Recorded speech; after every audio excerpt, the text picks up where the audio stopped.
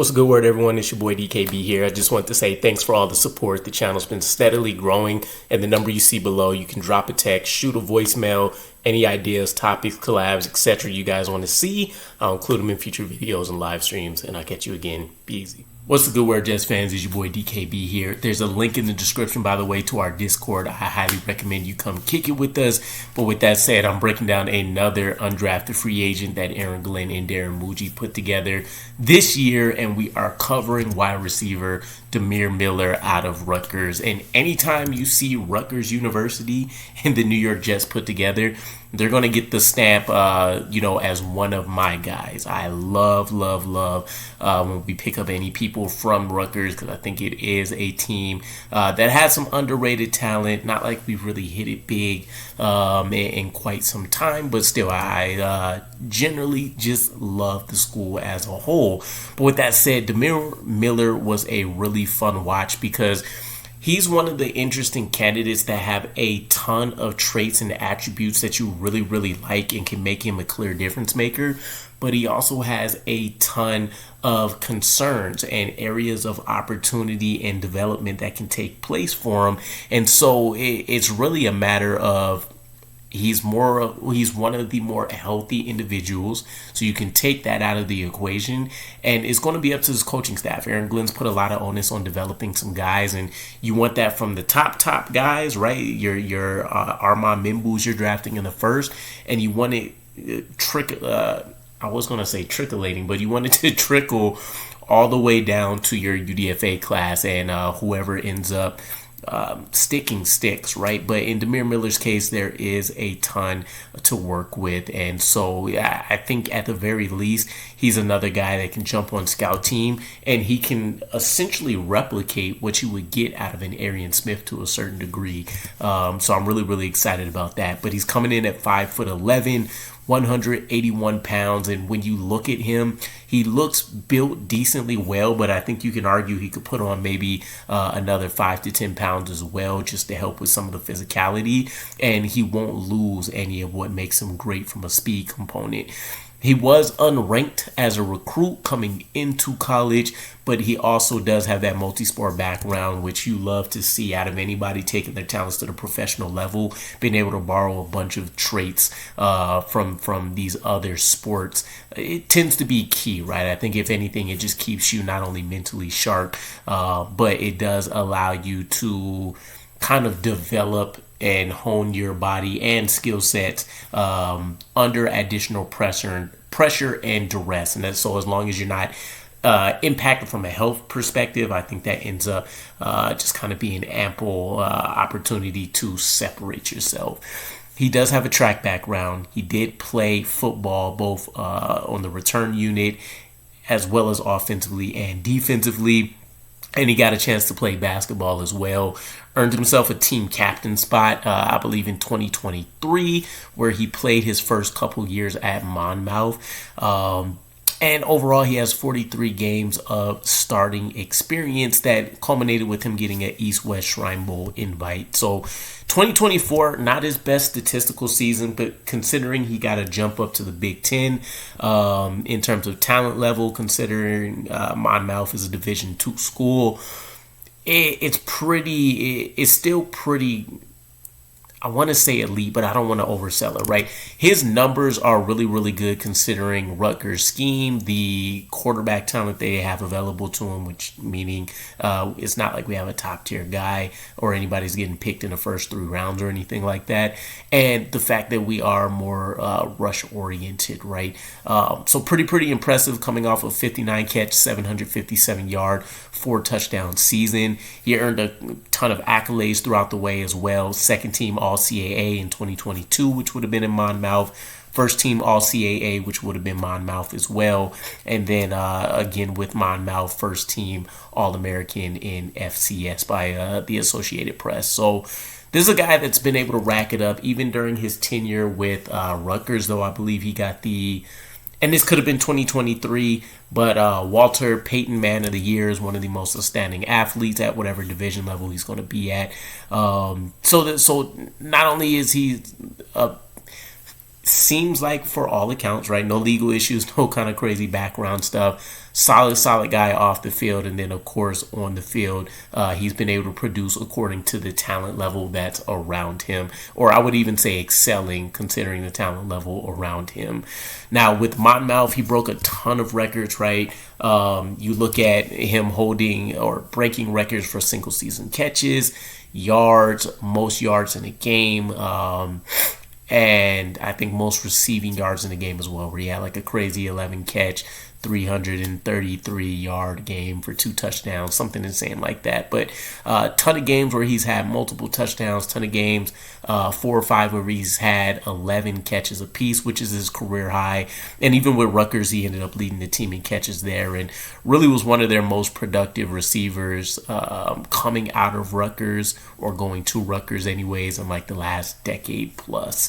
Now, he does have a bit of an injury history, but it's something that's way in his past, dating back essentially to high school. He had a bit of a shoulder issue, and then a car accident that resulted in a herniated disc for him. But he's essentially 5-6 years removed from that now. But something to always be aware of, a hit with prior injury histories could always end up causing some additional issues. But let's talk about the skill set. So the speed is going to be the big draw here, right? When he went to his pro day, I think objectively speaking, he was the big draw at that point in time, right? He set not a bunch of records, but he basically went crazy, right? A 40-yard dash being the premier event for him, and he was timed in the mid 4.3s for pretty much all of his runs. So it's not like you have him going 4 or 5 unofficially, but then it comes back as 4.38 or anything like that. He is consistently fast, and so you are talking about kind of an Arian Smith-esque player here, which is why I brought up the comparison earlier. From a explosiveness, a twitchy standpoint, and then just overall the speed, I think he has that true separation factor, and you can take a look at the highlights and you clearly see if he can get past these guys, there's generally not a shot in hell that they're going to be able to try to get a finger on him. So it's a open season. He's looking to score touchdowns at that point. An instant accelerator as well. So it's one thing to be a guy that you can't go 0 to 60 in under 4 seconds, but once you get to that 60, sky's the limit, right? At that point, you aren't really getting caught. He has the ability to do both. He can get that second foot in the ground and then instantly create a couple of yards of distance between him, or he can just be looking to get vertical, and you're going to have a hard time trying to stay in phase with him.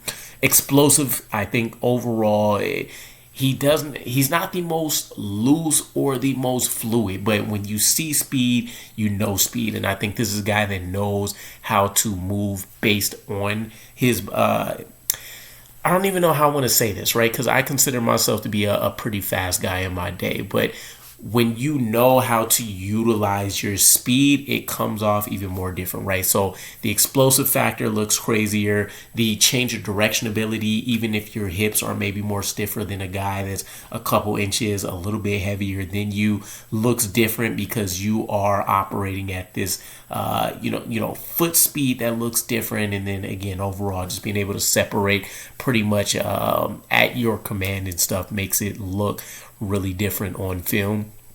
He has speed that is going to allow him to beat anybody that's taking bad angles, and even for guys that may be taking the perfect path to get to a normal wide receiver, he's a guy that can outrun and create havoc against all of that. So you love to see it. Gives you some easy ideas for a creative OC about how he can use motion, or pre-snap motion in different reads, different matchups to give him some build-up speed already, or to get him out into space where he can get an easy catch and he can go and make some things happen. Stop-start ability is great as well, and I don't think you always get that, right? Now, this is a separating fact. I'm going to keep using Arian Smith since that's the obvious speed guy most people are going to be familiar with for the Jets. But in Arian Smith's case, he takes a while to be able to actually decelerate and stop that momentum that he's built, where with Demir, it looks a lot more fluid. He can come back and give you some pretty impressive comeback routes and hitches and different things of that nature, because he does have that stop and go ability. And I think you see there's going to be some route running work that's needed, but you see the potential when you look at him being able to dish out sharp cuts on inside routes like slants, or when you see him operating on post routes. So while I think generally you're talking about kind of a gadget guy in terms of doing jet sweeps and different things of that nature, and then him being more of just a vertical threat at this point in time, he does have enough of a foundation in the short range to where you say, and I'm not assuming he's making the roster or anything, right? But if you're looking at him being implemented into a game plan, you have enough things that you can throw at him to say this guy could be productive. And then he reroutes relatively well, considering the frame, considering physicality can get the best of him. He isn't a guy that's just going to give up because people are hand fighting or anything like that. It can be pretty sudden, which ends up ultimately giving him the ability to beat out some of these DBs, and I greatly appreciate that factor. The play's not over till the whistle's called, so someone that can make sure they are always trying to present themselves as an option, huge plus. And then, of course, the opportunities for him. I think the route running, again, anything intermediate is going to be cause for concern. And I think he just ultimately rounds out things a little bit more than you want. And it's more so potentially a tempo factor with him running his routes, right? You do want to try to utilize that speed at all times. But there's the guys that understand how to set somebody up with, rocker steps or all of these different factors that you can pull off and know that they can just instantly burn somebody at any time. But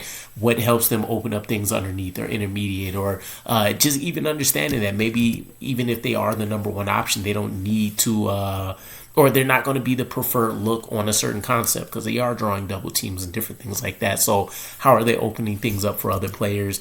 That's going to be a work in progress for them.